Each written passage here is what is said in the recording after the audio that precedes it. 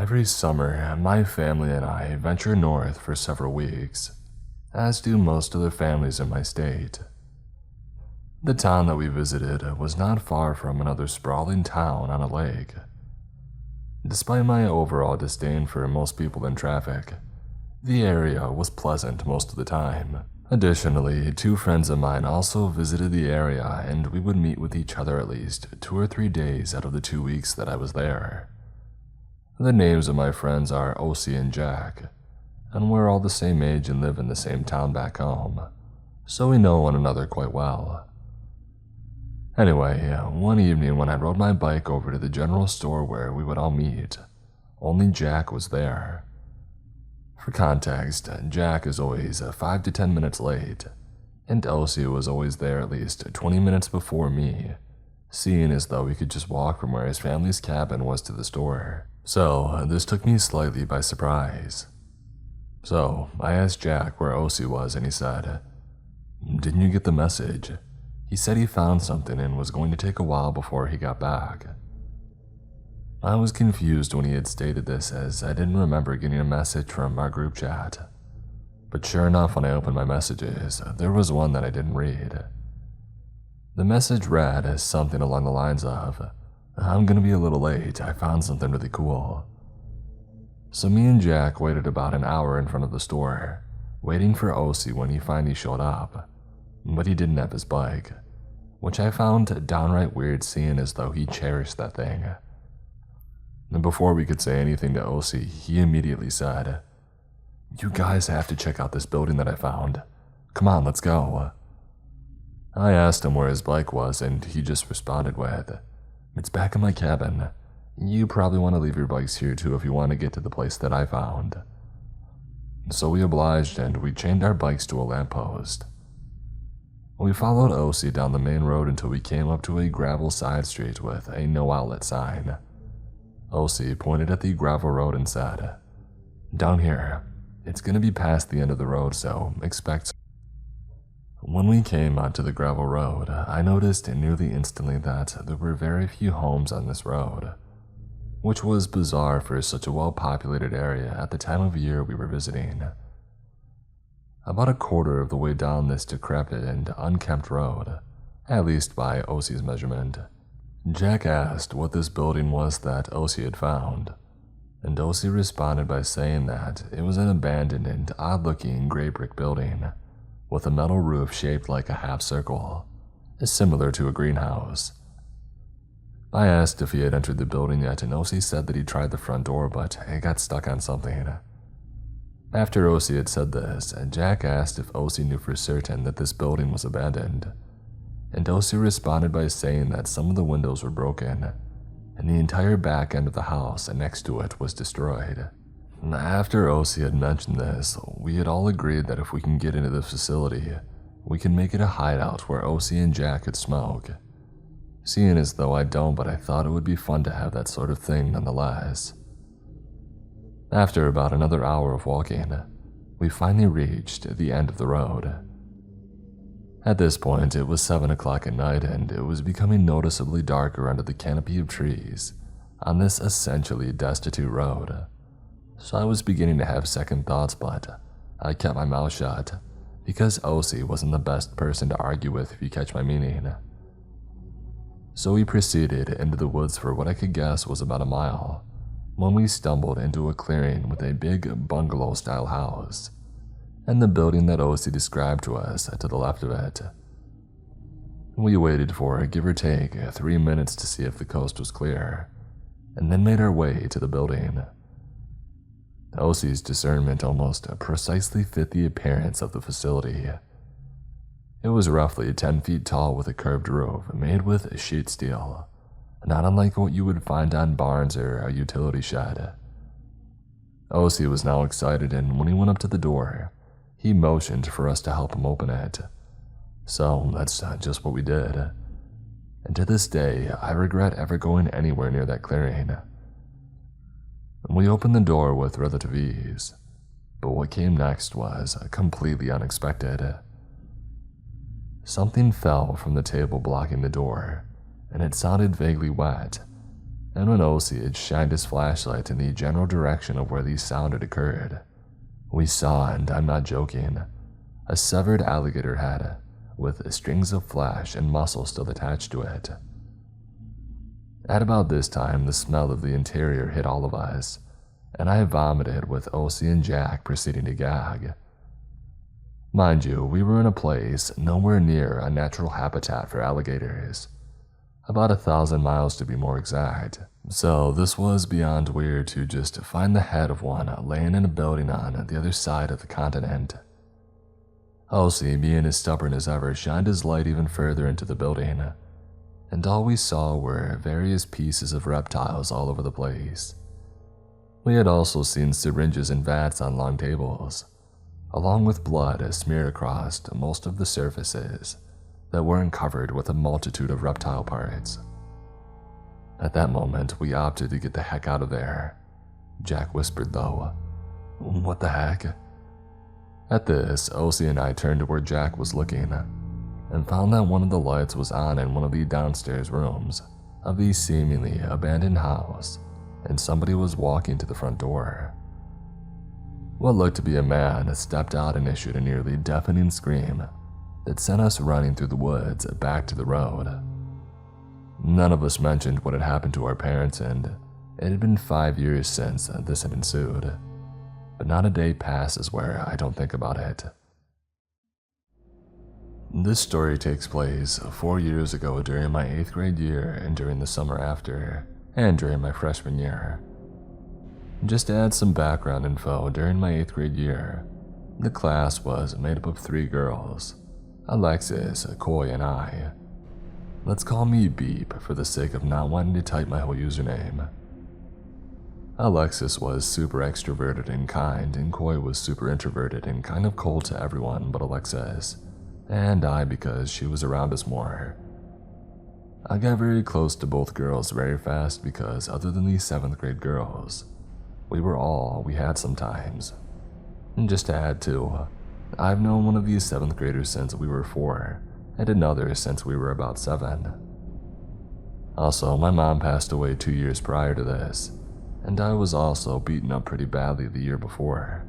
These things play in later. To start, after volleyball season had ended, I was bad at doing and turning in my homework. My dad thought that I was lazy, but the teachers thought that it was a learning disability. Turns out that I had ADHD. Anyways, because of not doing or being late with my homework, I would have to have lunch detention in one of the classrooms. This is when red flags at first started popping up. When I could see Coy and Alexis after lunch, Coy would tell me that the other girls were talking crap on me, which sadly for a while I believed.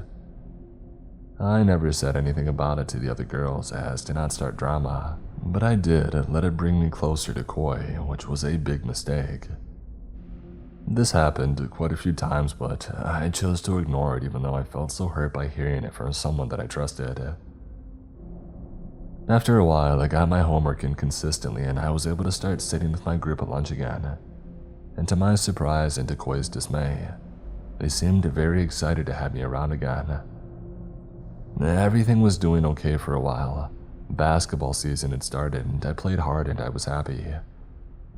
At one point in time, since I was so close to the girls on the team, Alexis and the girl that I've known since we were 4, Sierra, they were like sisters to me too. I decided to come out to them because I had thought that I was since the 5th grade, and they were all super accepting and happy that I was proud to be who I was. The day after that practice, I decided to tell Coy. This is when things started to get really bad. Coy started becoming really clingy with me and showed a visible disapproval whenever I was with anyone but her.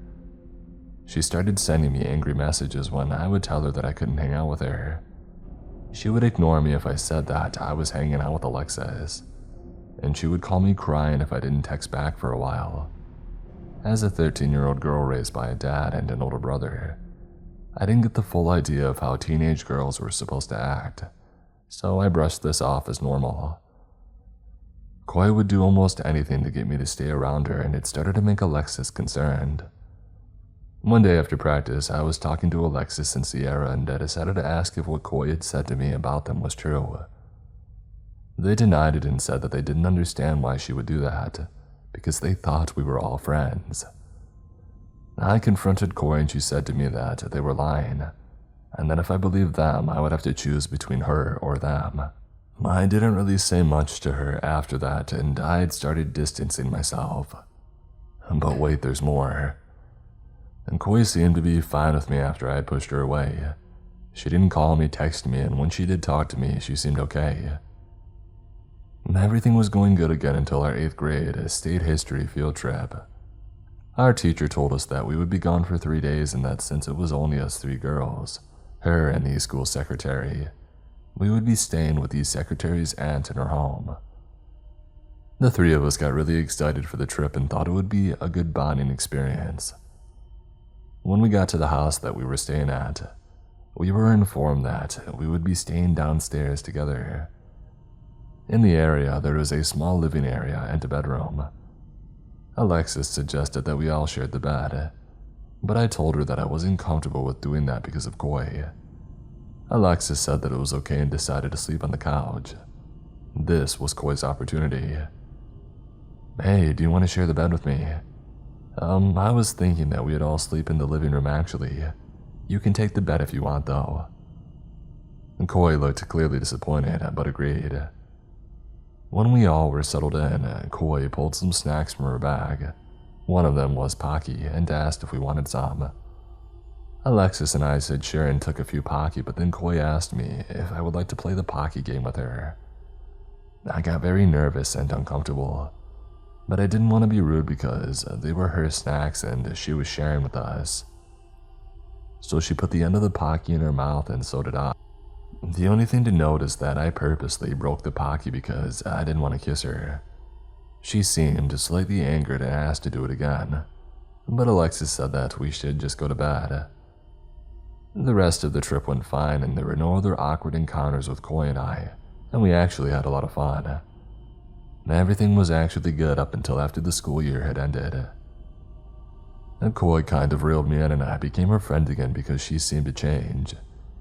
One day, she invited me over to her house to hang out and play video games, and I stupidly agreed. When I got there, we played on her computer for a while before she suggested going outside and playing in the sprinkler since it was hot out. I said yes, but I would have to borrow a swimsuit from her. After I changed, she told me to go back into her room. For my sake, I'm going to skip over what happened next because it still really bothers me that it happened even though it didn't go that far.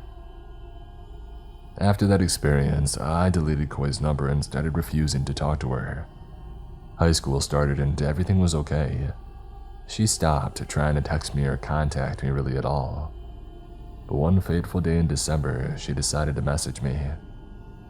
She started by saying how worried she was about me, and that she missed me, but I was straight up honest and said that I think it would be better if we stopped speaking.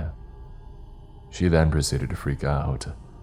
She told me that she was in love with me and that what I was doing to her was cruel. That she has done everything to try to be with me, but I was mean and I kept rejecting her.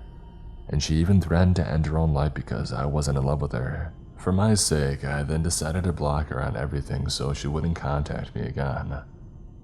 The last time that I saw her, I was at a pizza hut with my dad, but she didn't see me, luckily. I hope she's doing better now. It's been about 4 years since all this happened. This actually happened a few hours ago, and I'm still unsettled about the whole encounter. I decided to drop it over here to get it out of my system. I've had creeps tailgate me or try to grab my attention on the road, and I just ignore them, which always worked. But this guy takes the golden medal. My shift starts at the afternoon, and I was feeling off for most of the day. It was a beautiful sunny day, mind you. You know, one of those days where you drag yourself out of your bed to adulting.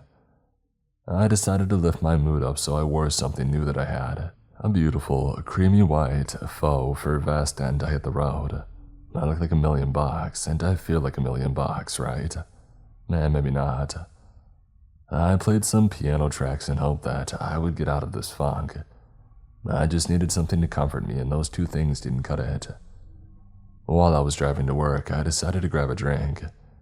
An iced, crisp green tea will definitely lift my spirit. There are two branches of a famous coffee shop. You know who, a grinning mermaid who's playing Twister. Does it ring a bell? I could have gone to the first one with the drive-thru, but they used a pretty crappy tea brand as they ran out of the good stuff. So I had to go to the one that was inside a mall. Anything to feel better, right? I parked my car and saw a private fleet of black SUVs, making it difficult to view the entrance. This will be important later. I grabbed a cold bottle of water and I headed to the counter. I paid for my drink and got a cherry lollipop, because why not? I waited for my drink, and once I got it, I started walking out. I had to pass a fountain in the courtyard before I could reach the exit.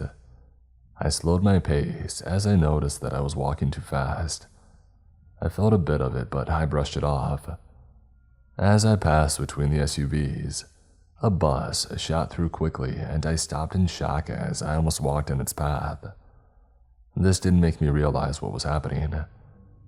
As I got distracted and wasn't aware of my surroundings, I walked further and I had to pass an area where there isn't anyone. It was shaded but still outdoor, almost like under a bridge-style building, if that makes any sense. This was the way to my car. I noticed that I wasn't aware of my surroundings till I heard footsteps on my right, and then I saw a man in my peripheral vision walking and matching my speed. At first, I thought he was in uniform, so I assumed he was a part of the cleaning staff in the mall. I felt off, but I told myself that I'm being paranoid and overthinking. Next, to my car and on my left side was a woman with a child, who were just getting into their car. This will make sense later. I was sandwiched between my car and hers. I was getting my keys out of my fur vest, and then I had to turn around in order to open my driver door, as I was a bit ahead of it. Once I turned, I saw a man standing. He looked like he was in his late 30s, skinny, average height. He had a dark blue baseball cap on with sunglasses, a gray shirt with some print on it, and black sweatpants. Crocs shoes with socks. He was so close that it took me by surprise and I was startled. But being nice and polite is in my blood, so I assumed nothing. The first thing that he said, "Why are you afraid?" I told him that I wasn't and asked him what he wanted. "Is your car for sale?" he said while grinning. I said no, and then he started to ask about how my day was going and stuff along those lines. The heck, I don't know you. Alarm bells were ringing in my head. I smiled as to not escalate the situation, but I knew that I had to do something. He was blocking my way to the mall entrance, and if I decided to go the other way, which is a pretty large shaded parking lot, with few people here and there. "It was nice to meet you, but I gotta leave," I said while smiling. "Give me your phone number," he said bluntly. I just repeated the same phrase and took a step closer to my door, as I didn't want to show him that I was afraid. I was crapping brakes at that moment. Then he said something that made me want to crawl out of my skin. "Give me your phone number so I don't have to chase you around in my car." At this moment, I knew that I had to move fast, so I opened my door and ignored him. He kept talking and I wasn't sure what he was saying as it felt muffled. My anxiety was higher than the top of Mount Everest now, and I was hit with this realization that even in public spaces and in broad daylight with people around, you can lose your sense of safety in a split second. I closed the door quickly and locked it. My fingers felt weak, but I managed to turn on the car. He kept knocking at my window. He was so insistent. I put my car in reverse, but I couldn't back out. The woman was halfway of getting out of her parking spot, thus forcing me to wait. He kept knocking pretty hard and saying stuff, and at that moment I honestly couldn't hear him. All I wanted was to nope out of there. I was so afraid and just baffled. I had to look at the window to see when the road would clear so I could get back out, while he was standing in front of my window rapidly knocking it. I avoided making eye contact with him. Once the road was clear, I hit the gas pedal and I sped off. I drove to random places while my eyes were fixed on my rearview mirror to make sure that he wasn't following me. It was so hard to breathe as my chest felt so heavy and my heart was beating out of my chest. I was glad that he wasn't there. This creep had followed me all around the mall and waited for the right moment that I was alone, and threatened me to give him my phone number and was totally unaware of how much of a creep he was. My therapist will definitely hear about this.